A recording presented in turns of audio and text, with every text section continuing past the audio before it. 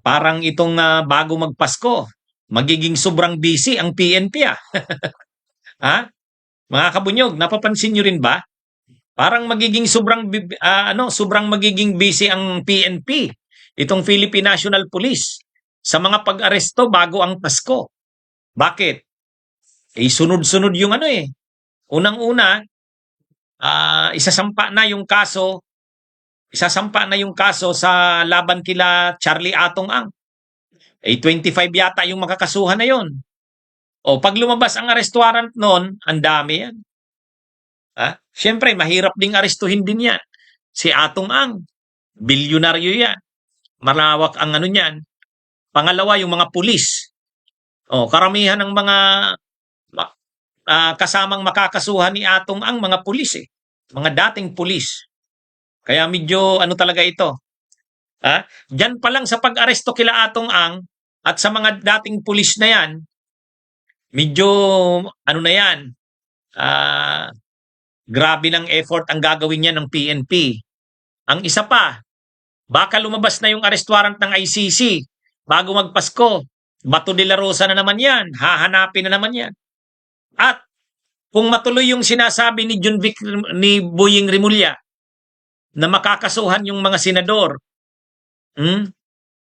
itong mga big fish na tinatawag nila, tulad nila Bong Revilla, Jingo Estrada, ayan, grabe na namang trabaho yan.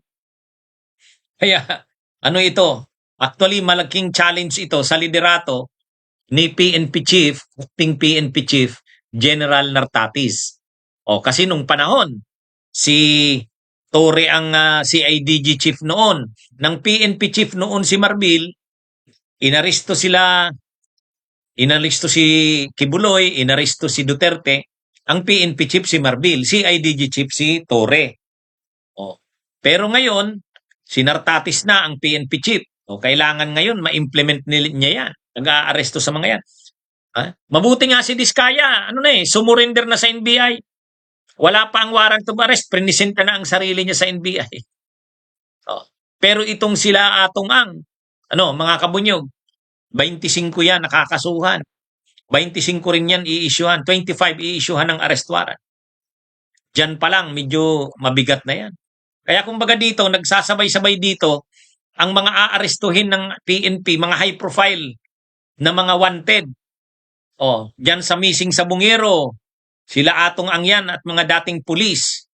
Tapos sa ICC, itong si Bato de la Rosa. Tapos itong tungkol sa flood control, itong mga involved sa anomalyang yan. Kung lalabas na ang arrest warrant ng mga senador, di si Bong Revilla yan, Jinggoy, baka si Joel Villanueva kasama na. Medyo grabe yan. Pero sabi naman ng PNP, handa na sila eh. Handa naman daw sila, sabi ng PNP. At saka si PBBM, nagsabi na rin sa kanila eh. Sabi ni PBBM, ang presidente, maghanda na kayo. Sabi ni John Vic Rimulya, Secretary ng Interior and Local Government, handa ang PNP. So, ito? Actually ngayong araw, huling araw ng preliminary investigation kay Bong Revilla. Nag-attend si Bong Revilla doon sa preliminary investigation doon sa DOJ. Nandun din si dating DPWH Undersecretary Bernardo, nagharap yung dalawa. Ngayon, pagkatapos ng preliminary investigation na yan, for resolution na yan. Pag lumabas ang resolution ng DOJ, ay ng ombudsman ng DOJ diyan sa kaso ni Bong Revilla, na yan, sunod yan, filing na ng kaso. At pag na-file na yung kaso, lalabas na ang arrest warrant ng korte. Kaya ito mga kabunyog, mga kababayan, sobrang magiging busy ang PNP sa mga pag-aresto bago ang Pasko. Kasi magpapanabay-sabay eh. Magpapanabay-sabay. Flood control, ICC, missing sa Bungero. Sa parte ng gobyerno, grabe rin itong ginagawa nilang ito. Lahat ito, mga kilalang tao, aarestuhin mo. Sila Atong Ang, yung mga pulis na kasabwat niya na kakasuhan doon sa missing sa Bungeros case. So, ano yan? Medyo high profile na kaso yan. Si Bato de la Rosa sa ICC. Itong mga senador sa flood control scam.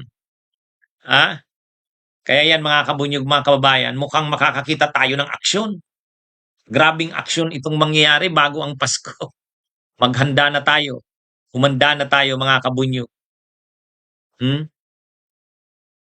Pero ano naman yata handa naman daw ang PNP na. Pero mahirap yan. Mahirap itong anong ito. Ito lang pag-aresto kila Atong Ang. Awan ko kung magkakaroon ng resistansya. Yung mga dating pulis yan Ilan ba yun? Ang dami. Dating pulis. Ano yan? Mabuti kung mag-surrender ng voluntarily. Ang problema, kung medyo magmatigas, mag-resist sa arrest. Pangalawa, si Bato de la Rosa, pag lumabas ang arrest warrant, hahanapin na yan. Tapos itong mga senador na sangkot sa anomalya sa flood control. Mukhang hinahabol nga ni Buying Mukhang hinahabol ng DOJ kasi ngayong araw yung last day. Ngayon yung last day. Yun ang ng hearing kay Bong Revilla. Umattend si Bong Revilla. Pinipilit ni Bong Revilla na gawan pa ng paraan na hindi siya makasuhan sa korte. Kasi once na makasuhan siya sa korte, ang kasunod niyan, warrant of arrest na yan. Mga kabunyog. Yan yun. Kaya abangan natin. Paano to? Medyo talaga siguro, sa bagay, matagal na rin sigurong pinaghanda nito ng PNP. Inano na nila yan. Prinaktis na yata nila kung paano sasagawa yan. Sabi rin ni Ombudsman Buying, monitored naman daw nila si Bato kung nasaan. Pag lumabas daw yung arrest warrant, kaagad-agad aarestuhin si Bato. Si Bato hindi masyado. Itong sila Atong Ang. Ano ito? Okay. Sige, mga kabunyog, mga kababayan. Magandang araw sa inyong lahat. Bunyog, halikan na kasama ka. Bunyog, kapag buklod ay may pag-asa. Luzon, Visayas, Mindanao, isa ang pananaw. Sa bagong Pilipinas ang bunyog isisigaw. Bunyog.